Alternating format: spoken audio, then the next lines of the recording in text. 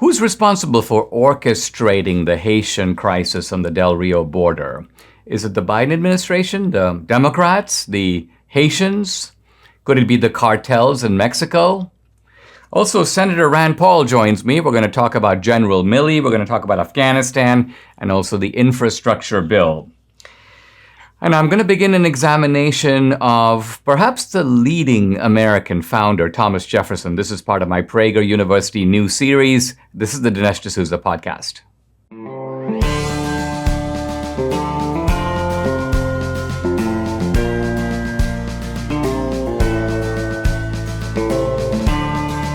America needs this voice. The times are crazy. In a time of confusion, division, and lies, we need a brave voice of reason, understanding, and truth. This is the Dinesh D'Souza podcast. It's very clear, and the Biden administration has now admitted it, that the Haitians are here to stay. They are being dispersed throughout America, and they're not going anywhere, at least not for quite a long time. And in some cases, I think it's pretty clear they're going to stay permanently. Why? Because they're getting these notices to appear in court, typically in 12 months, 24 months, 36 months. And it's a kind of, show up if you show up. And if you don't show up, we're not really going to come looking for you. But we hope you will show up. But in the meantime, of course, you can be here, guest of the United States of America. Wow. It's hard for me to watch this and, in fact, to believe that I went through this immigration process, very methodically, step by step. In some ways, looking back, I almost feel like a sucker because I had no money, but I scrounged around some money to get an immigration lawyer. We had to go through the Labor Department, take out ads in the newspaper, go in for multiple interviews. The whole process took years. Eventually, I got a green card, and then it was a slow march to citizenship. Now, think of all these guys who are laughing their heads off because they've just been able to circumvent the process. Now, you might say, well, wait a minute, Dinesh. These are people who are experiencing horrendous violence in their own country. These are people who are refugees. They're fleeing for their lives.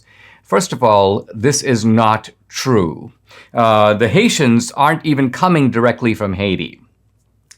There's been a lot of reporting on this, and it's now a little more clear what's been going on. Some of these people were, in fact, refugees. They were refugees years ago. And what did they do? They fled from Haiti to other countries, notably Chile and Brazil. They went to Chile and Brazil where they were accepted as refugees. They've been living in those countries for years.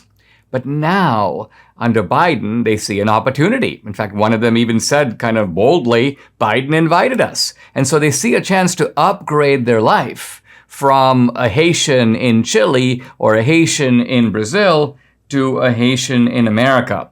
And so what these guys are doing now is that they are moving from those places. This resolves the mystery of, did the Haitians walk across the ocean? How'd they really get to the Mexican border? Well, the answer is they got to the Mexican border and they got to the Texas border from South America. They didn't actually come from Haiti. And these guys are smart. They realize that the Americans are going to ask for their refugee cards. And so what are they doing? They're cutting them up. In fact, people who have taken a peek on the other side of the border, there's just littered with refugee cards from Chile, refugee cards from Brazil, and I can see pictures of them all over social media. They're just tossed aside. Why? Because if you show up with a refugee card, you're going to have to be sent back because you are now seen as an inhabitant, a resident of this country that has taken you as a refugee. In fact, under immigration law, individuals are not eligible to even apply for refugee status in the U.S. if they're, quote, settled in a third country, which is the case of these Haitians. Now, the reason that they can pull off this scam, the reason that they can cut up their card and show up, I don't have my card, is because the Biden administration is letting them. The Biden administration knows full well what's going on, and yet they have said, kind of look the other way. Let's all engage in the pretense that these are genuine refugees. Let's treat them like refugees. Now, once we began to see all those third world type images of Haitians, bathing in the river and, going to the bathroom under the bridge. It was just this absolute slumdog millionaire type of images. The Biden administration became nervous, not because it was going on, not because they cared about the people who are all sandwiched together, not because of any of that. It was the optics. They were worried about, well, this is not going to look good. And so they began to try to restrict coverage of how this could be seen by the Americans. They want to prevent the American people from seeing what they're doing. And then they tried to switch the narrative. Oh, the racist horses. The Border Patrol are using whips on the Haitians. Now, again, if they didn't know this was a lie, they found out like 5 minutes later. Why? Because tons of people posted on social media, wait a minute, haven't you ever heard of riding with the long reins? Haven't you heard of reins that are not attached to each other, but attached only to the bit? Don't you know that the Border Patrol uses horses? Border Patrol doesn't carry whips. They aren't whipping anybody. So even though they knew all that, Jen Psaki kind of putting on her kind of most straightest face, she goes, well, those images are highly disturbing. I guess what she's saying is they look like they're being whipped, even though nobody is in fact being whipped. Now, at one point, Mayorkas, chronic liar, by the way, this guy tried to give the impression we're sending the Haitians back. And of course, cooperative media types, there's a flight leaving here, there's a flight leaving there. And yes, a small number of the Haitians, possibly 15, possibly 20%, did go back, were sent back. But Mayorkas has now admitted in an interview with Chris Wallace that, quote, 10 to 12,000 Haitians, and he says, quote, it could be even higher, are here. They're not being sent back. And what this means is that the Biden administration is still doing catch and release. They're not doing remain in Mexico. They're not doing apply from some other country. They're basically acting as if this is a situation in which their interpretive discretion of the law allows them to, in effect, skirt the law. This is kind of the way the left approaches the Constitution. Yes, we're going to interpret the Constitution in a way that to make the Constitution say something completely different from what it in fact says. And let's remember also that these Haitians are now in America, no COVID tests, no vaccine mandates. So the same rules being applied to Americans in all kinds of contexts are not applying to the Haitians. And Jen Psaki says that's because they're not planning to be here for long. What? This is not naivete. Intelligent people don't say things like this unless they intend to deceive. And so you have here a plot that only works because the Biden administration is in on it. They're allowing the Haitians to lie. They're lying. Their officials, Mayorkas and Jen Psaki, are lying. The press is cooperatively lying. And what they're hoping is that the American people sitting in front of their television sets and looking at what's going on or watching it on social media will not figure out the cynical motives behind this orchestrated scheme. Cool thing about Mike Lindell is that his new products are just as creative, just as fantastic as his existing products. And he's now introduced My Slippers. Mike has taken over 2 years to develop these My Slippers. They're designed to wear indoor or outdoor all day long. They're made with MyPillow foam and impact gel to help prevent fatigue. They're made with quality leather suede. And for a limited time, Mike is offering 50% off the new My Slippers. The My Slippers, by the way, is so comfortable, you're going to want to get some for the whole family. We actually did. Here's Danielle with her moccasins. Of course, Debbie and I just love ours. I got the moccasins. Debbie got the slip-ons. Go to MyPillow.com and use promo code Dinesh. By the way, you're going to get deep discounts there on all the MyPillow products, the Giza Dream bed sheets, the MyPillow mattress topper, the robes, the MyPillow towel sets, and so on. Call 800-876-0227. That number again, 800-876-0227, or go to MyPillow.com. Make sure to use promo code DINESH, Dinesh.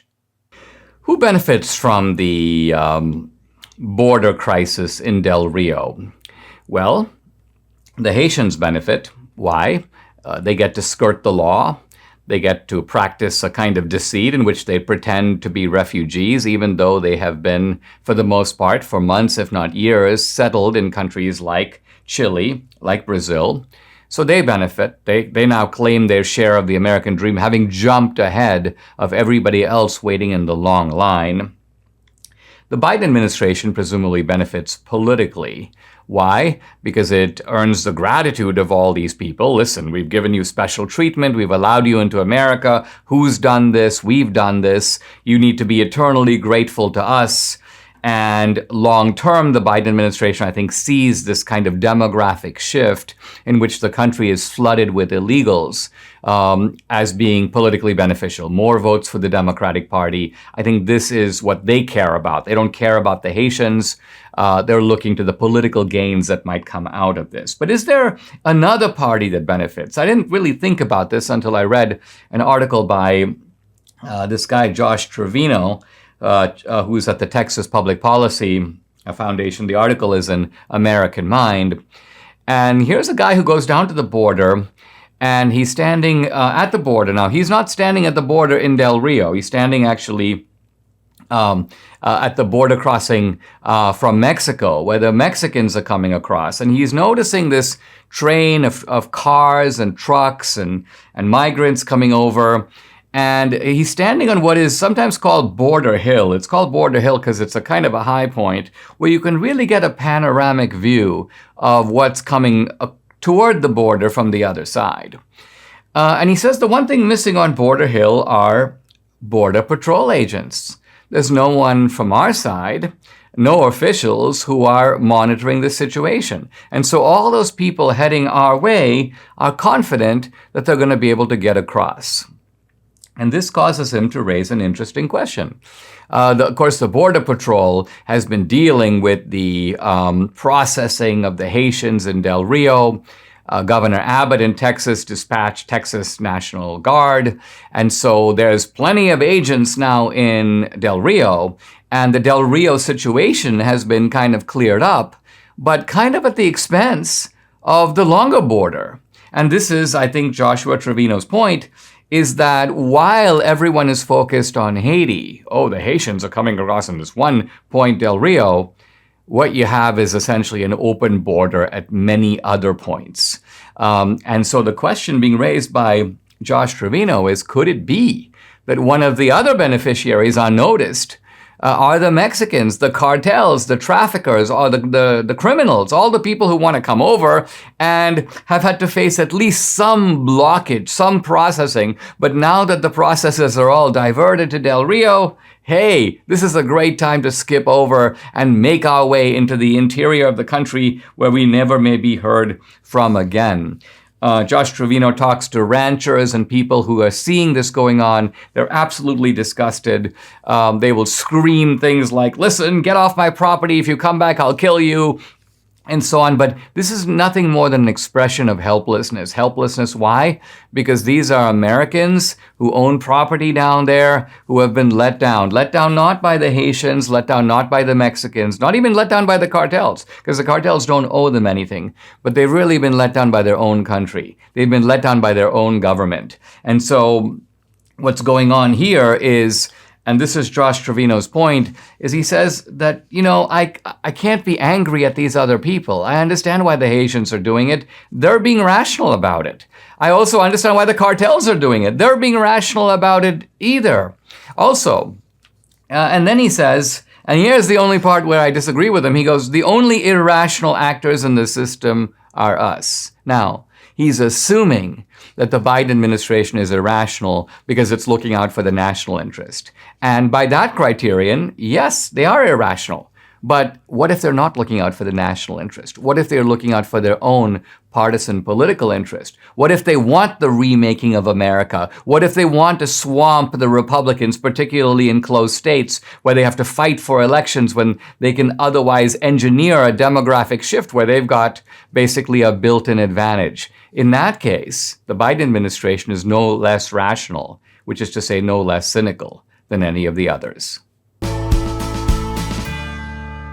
Debbie and I are really excited about the home security system called Vivint. We showed it to my stepson Justin, who just bought a home, and he said, I want that. He has it now and loves it. For over 20 years, Vivint has put home security first. You can find peace of mind with a Vivint smart home security system that's custom built for your unique home. With outdoor security cameras, a doorbell camera, smart locks, lighting, security sensors, thermostat controls, and much more.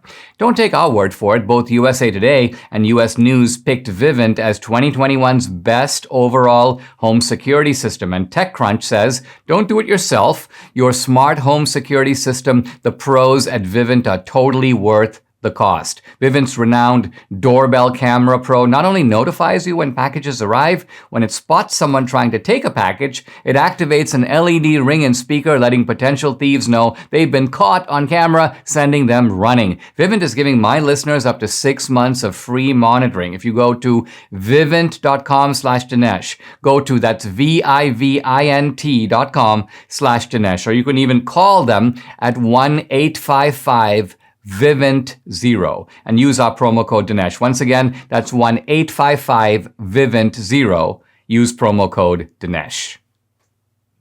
Remember how the January 6 protesters were called terrorists? They were called terrorists even by some people who should know better on our side. Now, these guys didn't do any terrorism. They didn't advocate any terrorism. Their motives were completely different. But amazingly, there is terrorism coming from the left. We see it with Antifa. We see it with some of these other groups.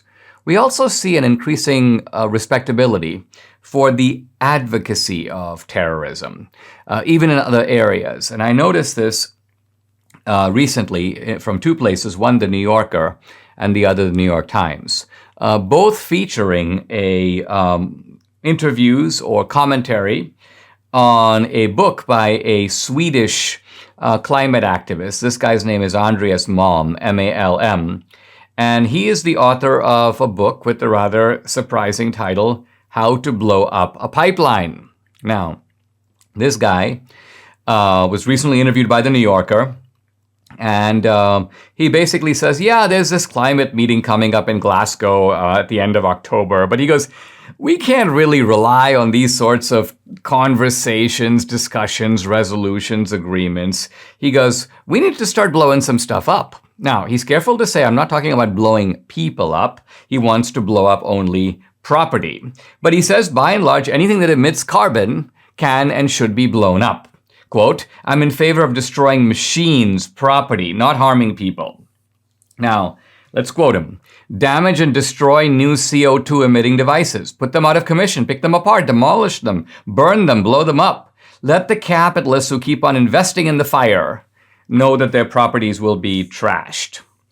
And then he says, if people in the region, in other words, in the region where oil is made, were to attack the construction equipment or blow up the pipeline before it's completed, I would be all in favor of that. I don't see how that property damage could be considered morally illegitimate, given what we know of the consequences of such projects. Now, this is very bad stuff. Very interestingly, the same type of social media censors who normally say, we're against hate, we're against violence, we're trying to prevent eruptions of violence. But there's no indication that they're going to take this guy down, Andreas Malm. There's no indication that they're going to take the New Yorker down, take the New York Times down. Here's New York Times columnist Ezra Klein reviewing Andreas Malm's book. And he makes some very strange remarks. First of all, he has a comment recently on his Twitter where he says, I spent the weekend reading a book I wasn't entirely comfortable being seen with in public. Again, let's translate. He doesn't mind reading a book about blowing up pipelines. He's not uncomfortable about reading the book. He's uncomfortable being seen reading the book in public because people might think he's a terrorist of some sort himself. He doesn't want to give that impression. He's a respectable journalist. But he's a respectable journalist who is, by and large, promoting, in this case, eco-terrorism. In fact, he's surprised there's not more of it. This is now Ezra Klein quoted referring to the book. He goes, violence is often deployed, even if counterproductively, on behalf of causes far less consequential than the climate crisis. So skepticism of the practical benefits of violence does not fully explain its absence in a movement this vast with consequences this grave. So what you have here is these climate activists have worked themselves up into a frenzy. And they believe that the ordinary public, people like me, just can't see the same evidence that they see. Perhaps we're not as intelligent, even though we have more degrees and went to better colleges. We can't see the evidence that's so obvious to them. And therefore, they've kind of got to force it. They got to force the issue, not just by doing civil disobedience, not just by doing nonviolence, but by blowing things up. Well, it seems to me that if these things do happen, if someone takes this guy's advice and goes and blows up a pipeline, it's going to be important to make sure that we arrest not just the guy who did it, but also the guy who inspired it, who motivated it, and perhaps also some of the media guys who have also become cheerleaders and advocates for it. Have you ever considered adding gold and precious metals to your portfolio? You really should. Now, in the recent budget proposal, the White House Budget Office forecast inflation for this year at 2.1%. The real rate, of course, is much higher, over 5%. And the point is, inflation's here, it's coming faster than our government is prepared for, and their solution is to stick their heads in the sand. Well, don't stick your head in the sand. Hedge your savings against inflation by diversifying into gold and silver with Birch Gold Group. Now, if you haven't reached out to Birch Gold to diversify part of your IRA or 401k into a precious metals IRA, do it today. I buy my gold from Birch Gold. They have an A+ rating with the Better Business Bureau, countless 5-star reviews, and thousands of happy customers. Talk to them. Have them help you safeguard your investments. Text Dinesh to 484848 to claim your free information kit and to speak with a precious metals expert on holding gold and silver in a tax-sheltered account. Again, text Dinesh to 484848 and protect your savings today. I'm really happy once again to welcome Kentucky Senator Rand Paul to the podcast. Rand, thanks for joining me. I really appreciate it.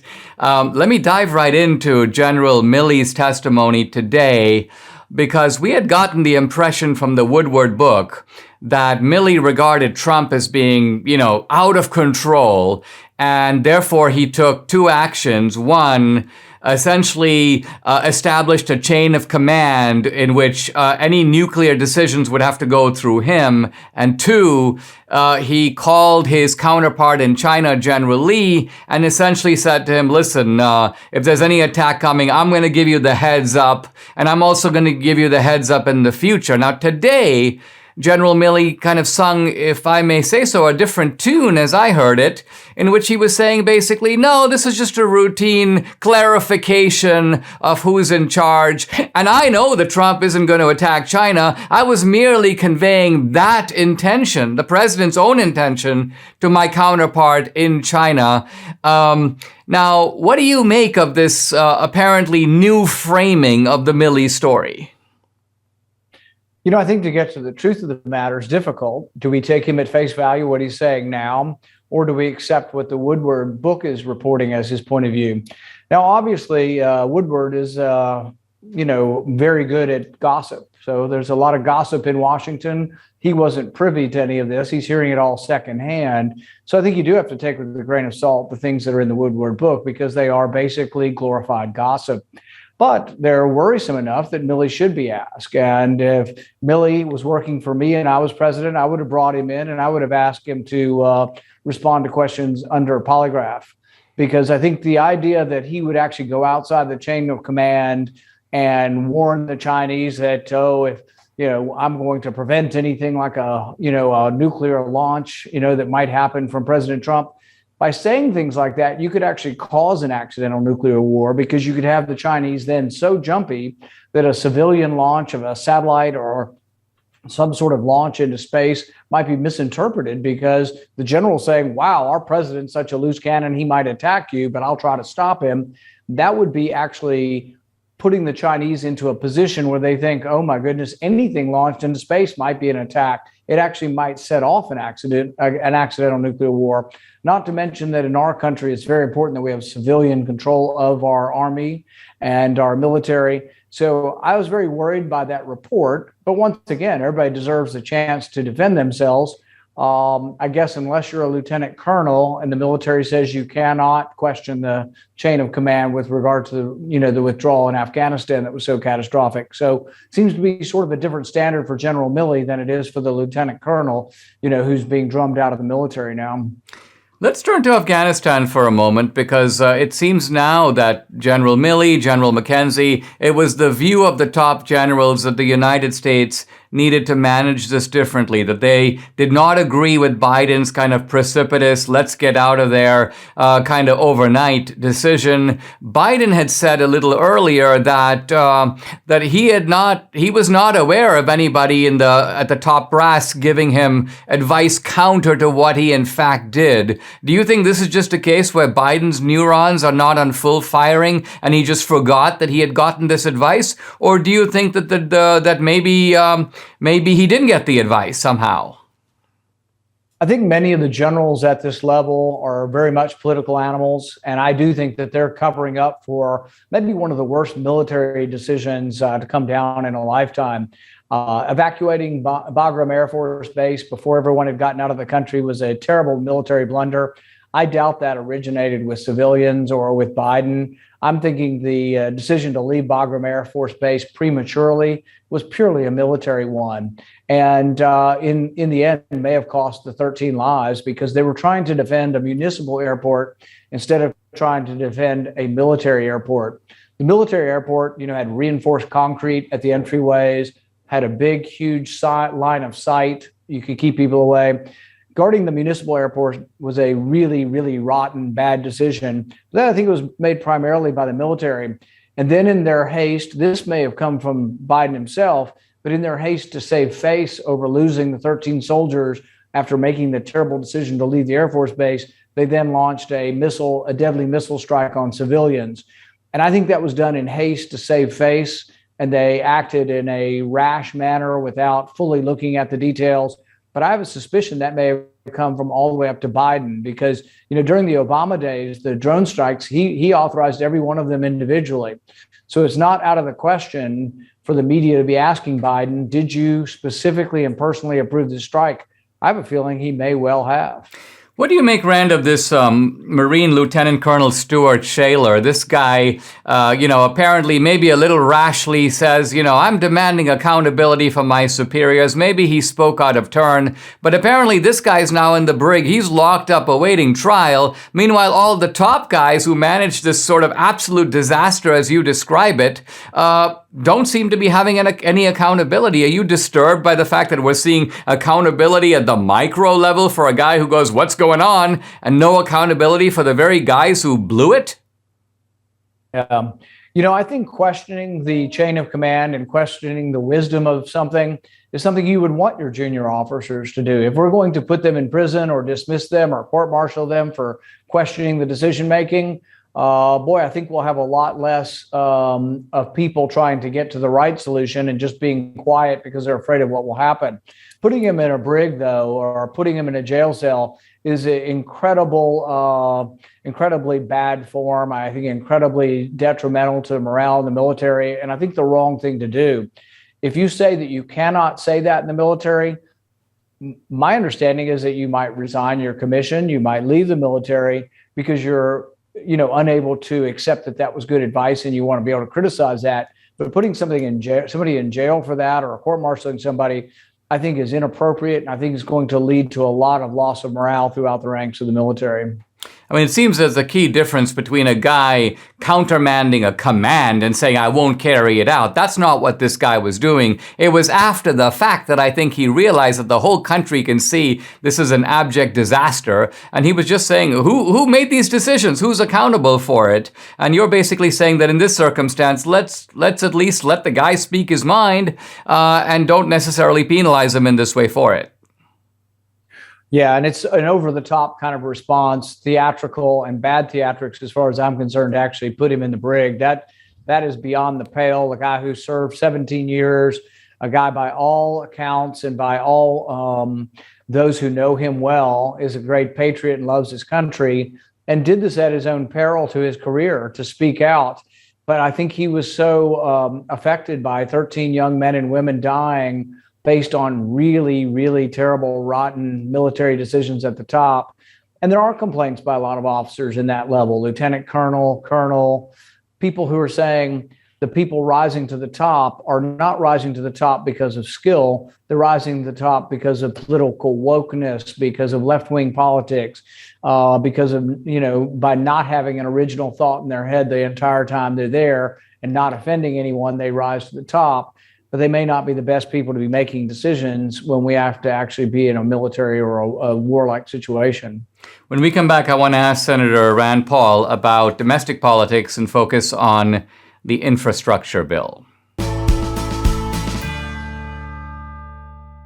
When Debbie and I talked to Dr. Douglas Howard, the founder of Balance of Nature, he said, hey guys, you're a long way from being healthy if you aren't eating enough fruits and veggies in your diet. He said, try Balance of Nature just to see how it's going to make you feel. Well, not only do we feel like we're in our 20s, hey, we have kids in their 20s, but we know we're getting what we need. We take 10 daily servings of fruits and veggies, all in 6 small capsules. They're absolutely no trouble swallowing, always fresh, nothing artificial, and smell great. And Debbie swears by the fiber and spice. She says she's never been more regular. Invest in your health, invest in your life. Join me and experience the Balance of Nature difference for yourself for years to come. For a limited time, all new preferred customers get an additional 35% discount and free shipping on your first Balance of Nature order. Use discount code AMERICA. Call 800-246-8751. That number again, 800-246-8751, or go to balanceofnature.com and use discount code AMERICA.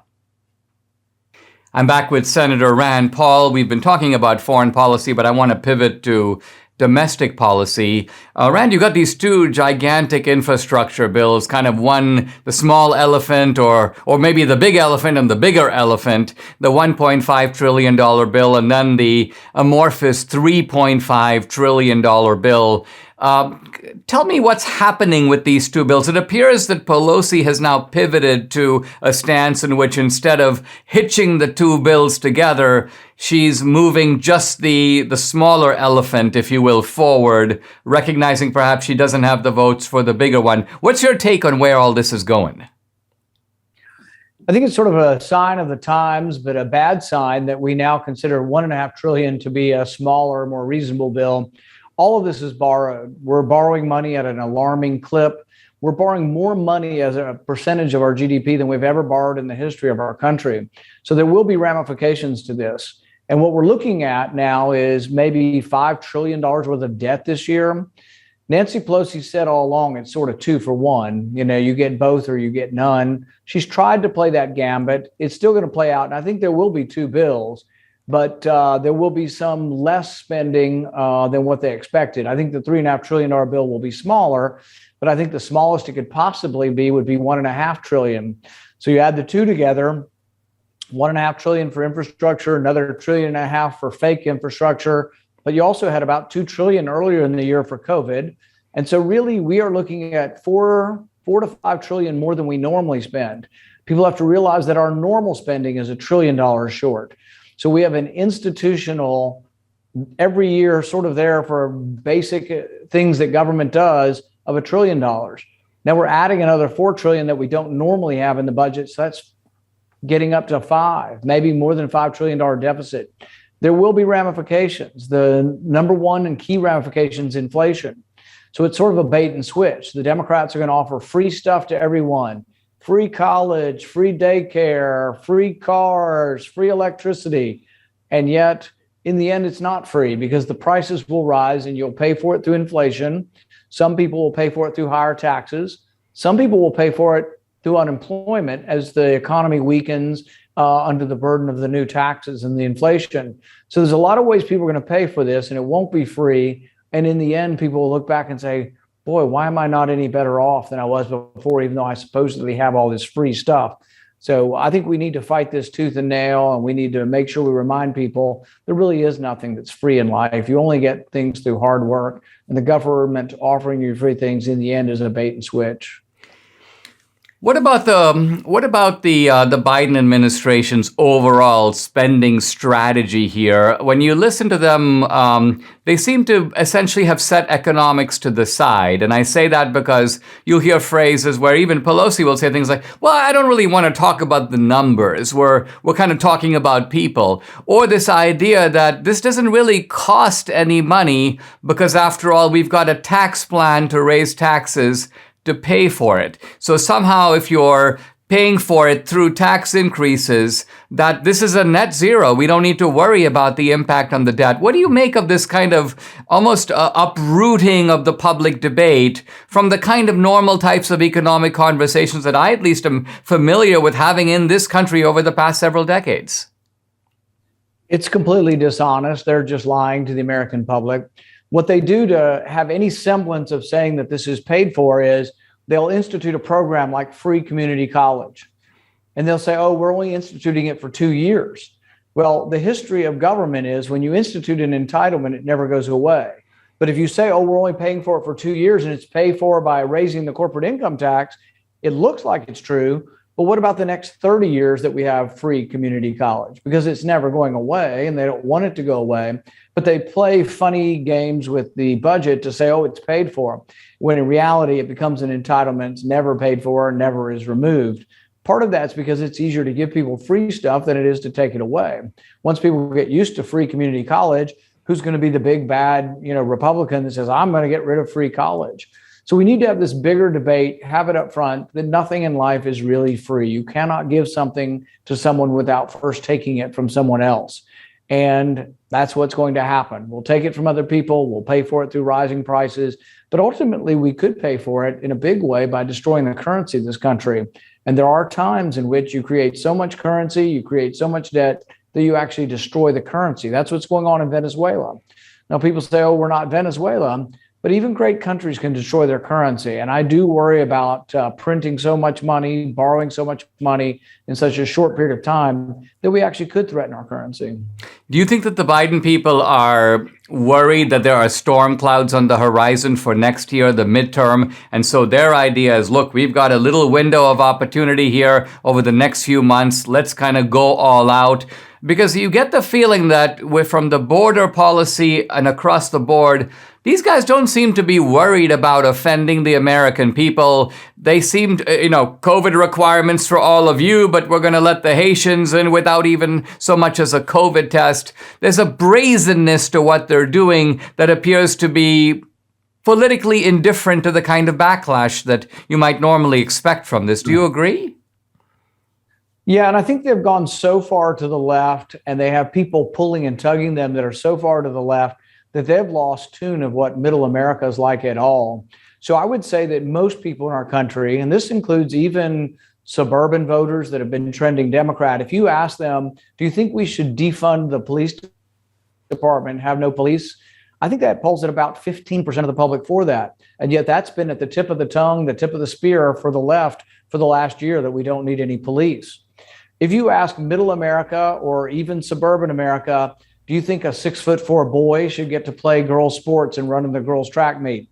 I think that's going to poll at about 10 or 15% too. So what you're finding, and I think what the Democrats will find in 2022 is they think they control the suburbs, but there's going to be people in the suburbs who actually still think having police is a reasonable notion, and that having girls' sports and boys' sports be separate, to be fair, is something that is a reasonable notion, and that maybe it's a crazy out there wacko idea to believe in the things that the progressive left is pushing. Add to that bankrupting of America, and I think you might find that a lot of Americans who somehow got caught up in maybe anti-Trump furor are going to say in 2022, my goodness, these people are more nuts than I thought they are, and they're bankrupting the country. Maybe we need to get some of the other people back in power. So I think you're going to see a big shift back in 2022. The big danger is they're voting in so many entitlements. Are they going to vote in so many expenditures that are going to be dragging us down for decades? So we are paying a penalty right now. We have to try to stop them as much as we can till there can be an intervening election and more sense brought back to our Congress. Rand Paul, thank you very much. I really appreciate it. Thank you. Thanks for having me.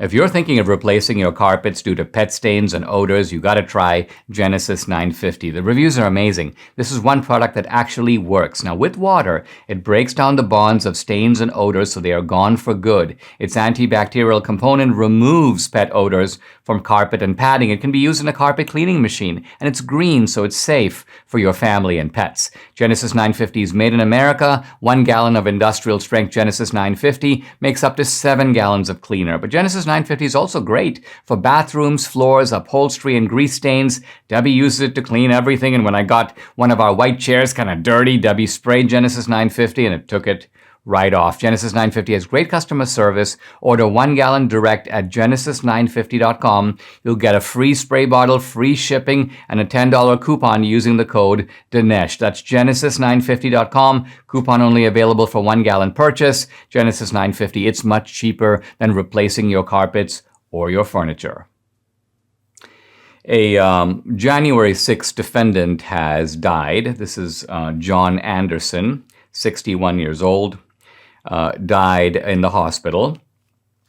And his attorney, Marina Medvin, by the way, an immigrant to America, a feisty lawyer, someone who's been representing very ably some of these January 6 defendants. You know, normally when you're representing someone, you can't talk about the situation. You can't describe publicly the facts of the case. Why? Because you're under this kind of upcoming trial and you have to keep everything under wraps. But with John Anderson having passed away, Marina Medvin is able to spell out the story of John Anderson, which is really eye-opening because it shows you the deep cynicism and I would say even wickedness of the prosecutorial forces of the Biden administration. This would be the Attorney General, and this would be the goon squad that is going after these guys. In a sense, I will say indiscriminately, and you'll see what I mean by that in a minute. So this guy, John Anderson, is a former Marine. He's owned small businesses for most of his life, a mechanic shop, a foam spray insulation service. He's a church-going guy, and basically a good guy, a right-winger, a Trumpster. He went to Washington, D.C., not to storm the Capitol. He went there to he thought this was kind of a historic protest and he wanted to be there. So there he is on January 6th. And he takes out his phone and he's recording everything that's going on. Now he sees a crowd pushing toward the Capitol and he goes with them and he's filming. And while he's filming, he finds himself at the Capitol Hill tunnel entrance. And he has no intention of going into the Capitol, but he's pushed a little bit by the crowd. In other words, you know how crowds have a certain kind of momentum, so they begin to push him toward the Capitol, but not in the Capitol. He doesn't go in the Capitol. Now, while he's there, a kind of, you would almost call it a spray fight, erupts between some of the protesters and some of the cops. They start whipping out spray, chemical spray, and spraying at each other. And this is going back and forth. Now, this guy, John Anderson, isn't all that well. He's a guy who has a heart condition, he has allergies, he has asthma. And so the spray basically fills up his lungs, he can't breathe, and he falls to the ground. He falls to the ground, at which point the officers come to help him. And John Anderson says, I'm eternally grateful that the officers did that. They pull him up and they take him into the Capitol. In other words, they draw this guy into the Capitol to pull him in a way away from the crowd. Now, they check him out. He seems to be better. He seems to be okay. And so they release him. And it would normally have been the end of the matter. But amazingly, as part of the great crackdown, shock and awe, we're going to arrest everybody, they come back to his house, hunt him down at 5 a.m., surround him, throw him down on the pavement, and arrest him. And when he's locked up, Marina Medvin notices they suddenly produce all these charges against him. They say that, quote, he was stealing 2 police shields, They say that he was assaulting and resisting or impeding officers, and he was also guilty of, quote, civil disorder, quite apart from the normal crime of being illegally in the Capitol, even though they brought him there. He didn't go there of his own accord. Now, Marina Medvin has looked at this video of him supposedly assaulting officers and, quote, stealing police shields. All you see in the video is the crowd is passing a police shield over his head as he is down being held by the officers. In other words, he's getting aid from the officers. He at one point touches the shield, but he doesn't have the shield. It's not his shield. And of course, since the police had him in their custody, you think that they would have let him walk off and go, oh yeah, you can go. You can keep the 2 police shields. No, this makes absolutely no sense. So the video evidence, far from showing that he resisted the cops, he couldn't resist the cops. They were helping him. He was on the ground. So Marina Medvin says that far from the video evidence, which she's now been able to obtain as part of a grudgingly given discovery, far from convicting him, it exonerates him. But the government doesn't work like this. Their idea is to throw charges on you, know that you're facing the danger of a left-wing judge, you're facing the danger of a judge who basically is all in with the government, and so they try to extract a plea out of you. And that's what they were trying to do with this guy. They were basically, listen, we'll drop some of the charges, but you got to plead guilty to a felony, and you're going to face some prison time. Prison time for what? So I think this is the tragedy of John Anderson. He is survived by his wife, Beth, and there's going to be a celebration of life for him Monday, October 4th. It's at the 11 a.m. at the First Conservative Baptist Church in Jacksonville, Florida. This is a guy who loved his country, and his country treated him very badly. And unfortunately, in the end, he lost his life in the not-so-loving arms of the U.S. government. Just a few weeks ago, one of America's leading nonprofit law firms, First Liberty Institute, asked patriots like you to sign their letter to help stop President Biden's radical scheme to pack the U.S. Supreme Court. Since then, 250,000 people have signed, with tens of thousands joining their coalition every day. Franklin Graham, former U.S. Attorney General Ed Meese, Dr. James Dobson, the Family Policy Alliance, the Heritage Foundation, they're all on board. But we only have until September 29th to include your name before this goes to the Biden Commission. Look, if we don't stop the radical left from installing 4 more justices so they can rig the system in their favor, it will end the rule of law as we know it in America. Please sign your name now, like Debbie and I have. Go to Supreme Coup. That's C-O-U-P. Go to supremecoup.com to sign First Liberty's letter. Once again, that's supremecoup.com, and may God bless America. My Prager University series of 5 videos on the leading American founders is out. And it's all the videos have been released. And you can watch them individually. They're 5 minutes apiece. Or you can sort of do a little mini marathon, and in 25 minutes, you'll get a pretty comprehensive picture of the ideas and the leading personalities that shaped America, that made America. In fact, Prager has called this the making of America. I want to talk a little bit today about Thomas Jefferson, and I'm not going to cover the material I do in the video.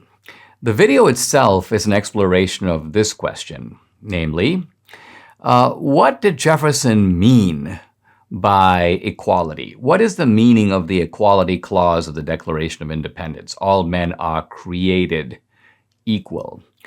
And I look at this in the specific context of slavery, because the argument from the left is that Jefferson obviously didn't believe it. The left, by the way, isn't the only people who think this. Roger Taney, who wrote the Dred Scott decision in the 1850s, a Democrat, a former slave owner, and someone who affirmed the right to take slaves into the territories. This same Roger Taney, in reflecting on Jefferson and the Declaration, said, well, obviously a guy who had 200 plus slaves could not possibly have honestly believed. He must have meant something else when he said all men are created equal. He clearly didn't mean all men.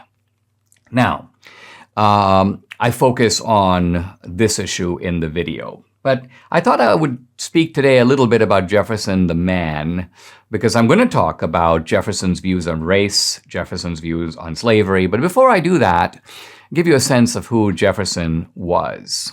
First of all, he was, not just in my view, but in Abraham Lincoln's view, the leading figure in the American Revolution.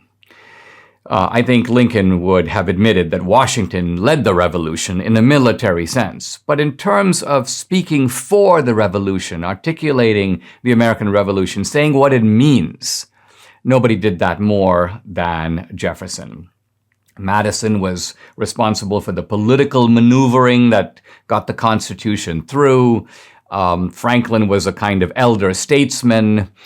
Of course, Adams was the president who succeeded Washington. Jefferson not becoming president until he was elected in 1800 for 2 terms. And yet Jefferson is the kind of figure who embodies the revolution. I will say for my own, speaking for myself, that if I could meet only one of these 5 or even 6, counting Washington, founders, and let's say have dinner with him, I would choose Jefferson. The most interesting, the most varied, in some ways the most mysterious, but also the most profound of the American founders. Although he had a learned, he was a Renaissance man, a varied talent, a man of impeccable education and taste. And he was a Southern planter. That was his profession.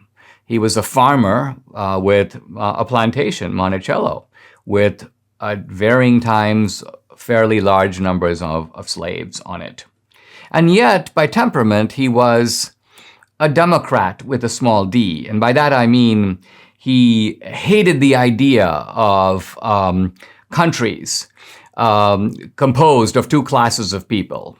You may say the ruling class and the subordinate class. I'm going to read from Jefferson's letter to Roger Whiteman. This was sent from Monticello in 1826. He goes,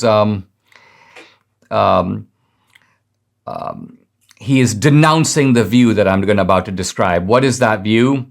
He's denouncing the view that the mass of mankind is born with saddles on their backs, with a favored few booted and spurred, ready to ride them legitimately by the grace of God. So Jefferson goes, this to Jefferson is a hateful idea. He's saying the mass of mankind are not born with saddles on their backs. Now, this is not to say that Jefferson believed that all people are kind of equal in every sense. Not at all. In fact, Jefferson, and this is coming now from one of his letters, he talks about the concept of a natural aristocracy. And right away here, it may seem that Jefferson's defending aristocracy, but what Jefferson is saying is that there are really 2 types of aristocracy. There's the conventional aristocracy, which means you're born a count, or you're born a marquis, or you're born a member of the royal family. That's a conventional aristocracy, as opposed to who's a natural aristocrat? Well, I think Jefferson would say somebody like Shakespeare. An aristocrat in taste, because remember, aristocracy, the name itself is rule not by the well-born, but rule of virtue, rule by the good. And Jefferson is saying that there is a meritocracy of talent that he does support. He does want capable people to rule the country. Jefferson's a great believer in religious freedom, a religious freedom that he recognized at the time would be extended not only to different Christian sects, but also to Jews. But in principle, he supported even for others. In the Virginia Statute for Religious Freedom, Jefferson's statute, he's very clear. He says that this is meant to comprehend within the mantle of its protection the Jew and the Gentile, the Christian and the Mohammedan, the Hindu and infidel of every denomination. So in other words, the kind of religious freedom that we think about today in its broadest sense, Jefferson is on board. Jefferson also believed that farmers were special people. special, not special in the sense they're born special, but he believed that the farming life, hard work, industry, a certain dependency on the seasons, a recognition that there's scarcity that comes out of the ground. He thought farmers, in a sense, are the best people in America. He was suspicious of city slickers. I'm quoting from Jefferson. He says that you're not likely to find corruption in people who cultivate the ground.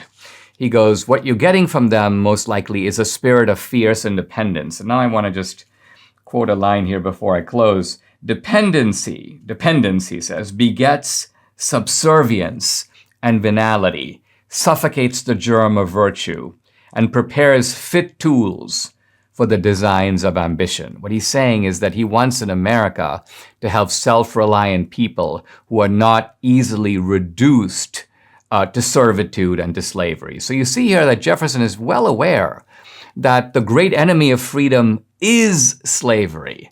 And so the question I take up in the Prager video, which please watch, and I'm going to be discussing more about Jefferson in the next couple of days, Jefferson is saying, I, who oppose the political slavery being imposed by the British, cannot possibly be in favor of the race-based slavery that's going on in America. And as you will see, he was in fact not. Subscribe to the Dinesh D'Souza podcast on Apple, Google, and Spotify, or watch on Rumble, YouTube, and salemnow.com.